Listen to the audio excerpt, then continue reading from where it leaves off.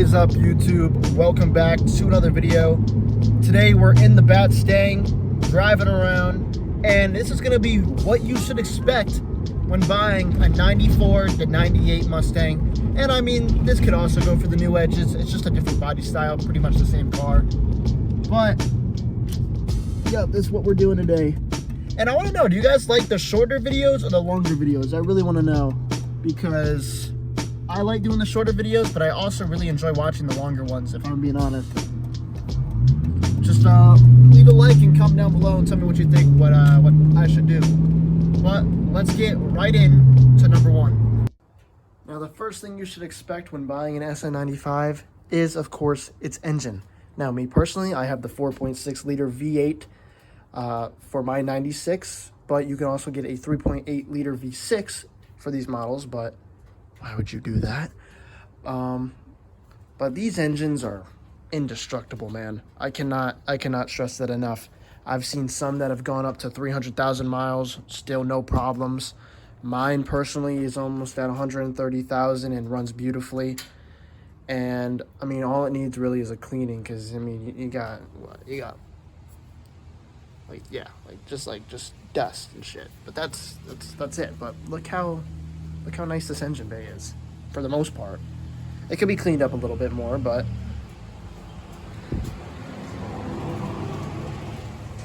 dude, that dude in the truck I didn't show my camera to him, but he's always flying through this neighborhood. He needs to slow down. I'm not gonna lie. But and I mean, I need a new one of those, but other than that, my engine is pretty good. But these make around 215-ish horsepower stock. Obviously, you throw an air intake in there, aftermarket, you'll get a little bit more horsepower, but not anything crazy. But we're talking about stock here. Stock, basically like 215, I'm pretty sure, is the stock horsepower amount for the GT. I'm not entirely sure what it is for the V6. I'm not that well informed on that, because yet again, why would I buy a V6 if I'm buying a Mustang? Realistically, I'm not clowning V6 owners. It's different. If you have a V6 like Infinity, that makes sense because there's no V8. But if you're gonna buy a Mustang, come on, buy a V8. What are you doing? But and that's pretty much it. You could drive these things into the ground. I wouldn't want to. I don't know why you'd want to. Respect your car. Come on. But you could drive this into hell and back, and it would be perfectly fine.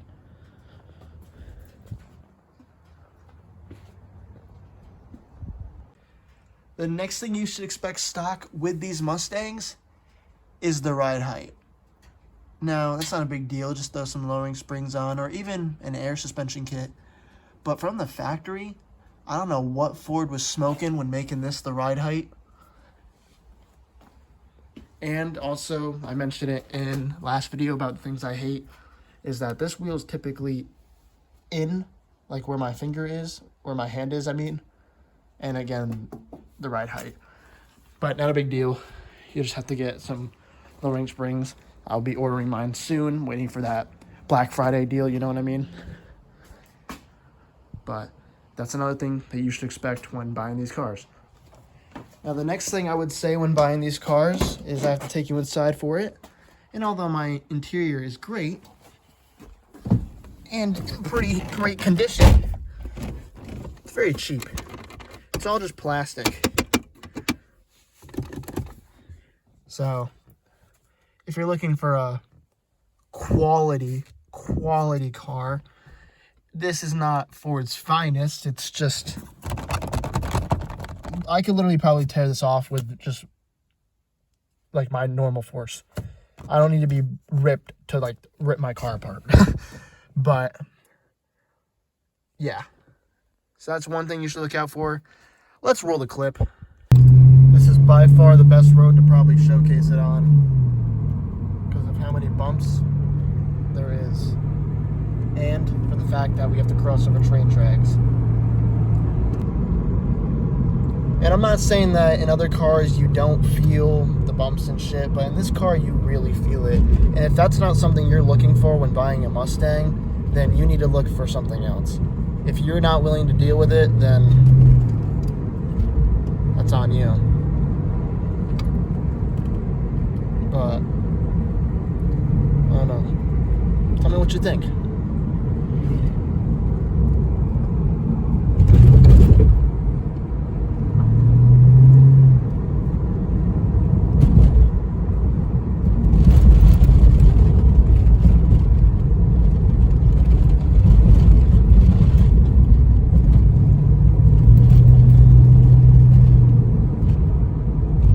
Now you can see in that clip, obviously my dash and all the other stuff, whatever you want, is obviously shaking around a little bit. It doesn't really affect me too much. I still enjoy my car nonetheless. But that kind of goes into my next thing here, is that all these SN95s have the same interior. Whether it's a 94 or whether it's a 2004, they all have the same exact interior setup. Now, some might have a CD player instead of a VHS. Yep, Michael. No, it's not. A cassette player. And then some other might have an aftermarket double din. I plan on throwing that in my car eventually. But yet again, we're talking stock here. They're going to either have a radio or a cassette, and sometimes even both. But mine has the cassette and then the shelf. But yeah, for the most part, every SN95 interior is the same. Like I said, for like the trim pieces, like you could get electric windows instead of the cranks, or you can have leather seats. But your cockpit is going to be the exact same for every year of this car. And low-key, this is my favorite style. I love the setup of this car. It's unique, I guess, even though they did it over and over again for each SN95, but I don't know. I honestly think this is probably one of the best setups in a Mustang, besides for maybe the 2014 setup. I honestly like that one as well. And you can't beat the classic where the odometers are like, I don't even know what. They're like the classic type of speedometer or whatever. But that's another thing. That's another thing, is that they all have the same exact interior. Now, when buying these cars, you got to remember that they are old. And I'm not saying that to discriminate, but you got to remember that they're just old. They are mine is almost 30 years old. And even with the 2004 New Edge SN95, that's still a 20-year-old car. And a lot of them are going to either have A, rust, which is unfortunate, and B, high mileage. Now, luckily, mine didn't have too high of mileage, I would say, for this year of car. I mean, mine had 114,000 when I bought it.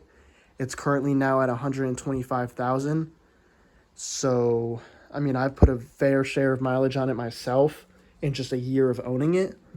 But these cars do have very high mileage. And I looked at a lot of other SN95s, and a lot of them had a lot of rust. You need to look out for that most definitely. If you're buying this car and you want it to be perfect, then you better get underneath this car when you go look at it and make sure it doesn't have too much bad of rust. I mean, you can still buy it. I don't know why you'd want to, but luckily for me, mine was spotless underneath. And I was baffled for the mileage and the fact that it didn't have rust underneath. It was like, why would I not buy this car? Obviously, it's not the New Edge I wanted, but it's very close to what I wanted. And that's about it for this. But this is something that can change, but from the factory, they do come with this fishbowl look, and I get clowned a lot for it. I personally don't mind it, but this is something you should expect. Obviously, they don't come stock tint, but you better be willing to put tint on it, because this is what you're gonna be finding Nemo. I mean, I'm currently finding Nemo, but that's gonna change soon. And I mean, I'm not saying this to hate on anybody else, but this car pulls, and I'm not saying it for shits and giggles. This car pulls baddies. If you want to pull baddies, then you want to buy an SN95 Mustang. Come on, what are you doing? They love the car. They loved it. They love it. Like, I put it in one of my pictures on my Tinder profile. Instantly, 99 plus, like, likes. That was crazy. It was crazy to me how a single car could change it. But we all know they're gold diggers, let's be honest. But hey, the car pulls, it does its job, and if that's what you want, then you know. And ladies, if you're watching this video, I bet it'll pull men too. Like, it'll definitely pull men. I don't know about the kind of men that you want. It's typically grown men. Every time I go to a car meet, it's grown men surrounded by my car. But if you're into older dudes, then ladies, buy this car. And unfortunately, for the last thing that you should expect, I don't have them anymore, but the last thing you should expect is the wheels. Now, I changed my wheels out for the stock wheels that are on the new Edge, which these wheels actually look great on this car. But typically stock wheels on any car don't look great. On the new Edge, these even don't look that good, but on my car, it works. But the stock wheels that were on this car were god-awful. And if you're looking at them at this type of model and you see those on there, I'm not saying run away, but you better be damn well ready to buy wheels to put on that car, because they are awful. They are awful. Some people like them, and I don't know why. I guess because some people just really love the OEM look of any car, but those wheels were horrible. I was going to wrap up my list for things that you should expect when buying this car. I know this video was kind of short. Like I said, do you guys like the shorter videos or do you guys want longer videos? Comment down below. Let me know. But anyways, guys, thank you all for tuning in, and I'll see you guys next time. Got collected pussy, so I'm calling that bitch Luna. She sent my ass to space when I'm fucking on that Puna. Her shit smell like flowers, she don't smell like fucking tuna. Don't care either way, cause she good at what she do. She my Sailor Moon, she bump into this tune.